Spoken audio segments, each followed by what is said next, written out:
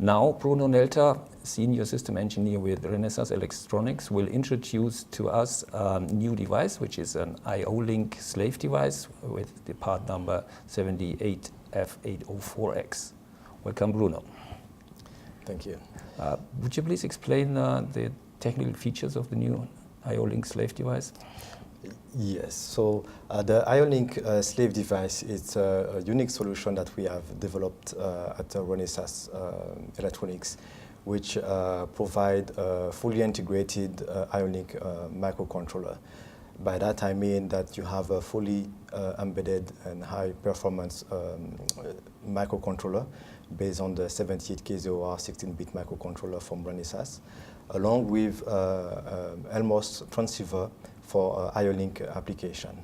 So the microcontroller and the transceiver are communicating via internal interfaces with a simple interface for controlling the different setting of the transceiver. And also the microcontroller will run the IO-link stack from TMG, which developed the software stack. So part of this microcontroller have different features such as ADC, 10-bit ADCs, 16-bit timers, hardware multipliers and dividers that customer can use for DSP application. Also DMA channels, which are dedicated for IO-link communication if the customer needs a really high bandwidth, or if you want to release some resources from the microcontroller core. So all these features are beneficial for IO-link and sensor application. So this allows the customer to go from very simple sensor design to the most complex design with just one device. So this device is also available in two packages. So to have a wide size package, it's 8x8 QFN, and a very small size, 4x7 for really miniature sensors, because these sensors, IO-link sensors, can go to very, very small sizes. So all in all, this solution is really dedicated for sensors from a wide scale. And the devices are pin compatible, so the differences between the devices are mainly due based on their memory footprint. So if a customer wants to go from a simple design to a much complex design, it just can swap the device with a more memory-enabled device. So it's a very integrated devices. On the transceiver side, there are many safety features such as overcurrent, over temperature, auto restart. So if the transceiver detects an overload situation, for example, on the communication line, the transceiver is able to protect the device and restart when the overload situation has disappeared. So this device is integrated and also cost-effective in the sense that the customer has a reduced BOM and a reduced design cycle, because all the development based on the interfacing the microcontroller to the transceivers, all this part of the development cycle is taken care of by Renesas Electronics. So the customers save a lot of time on this aspect of the development. Yeah. So what are your offerings in terms of development tools and evaluation boards? So in terms of tool, we are proposing different tools.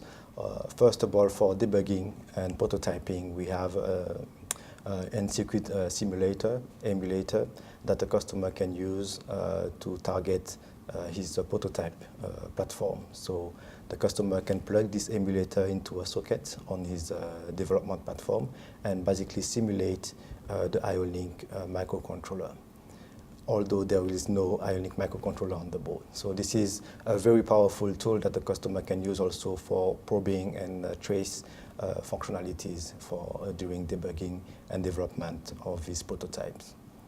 Okay. Additionally, we develop some starter kit or evaluation boards that we provide to our customers so they can try play with the devices and see how this device can fit into the application. So the whole concept that we are providing is basically a simple board that the customer can use with some software. It can develop some software on it. We provide some demo software as well that the customer can use as a plug and play. So when you receive the board, you just plug the board, and the board is already programmed to function as an IO-link slave. So our development tool platform include a compiler, IAR compiler, a workbench, that the customer can develop some C code for the microcontroller. Also provided in the package is a free evaluation version of the IO-link TMG stack from TMG. So this is free of charge. The customer can also test and play with the IO-link stack from TMG. Okay. So I've got different boards that I can show you also. So for example, we have this, which is called a target board. So mainly we see the IO-link slave device here. What the benefits of this board is that you have a debugging interface that you can use to plug to a Minikube or E1 programmer, which are the debugging tool from Renesas Electronics, and then connect the board to via USB to your computer and your compiler to see exactly how your code operate on the microcontroller.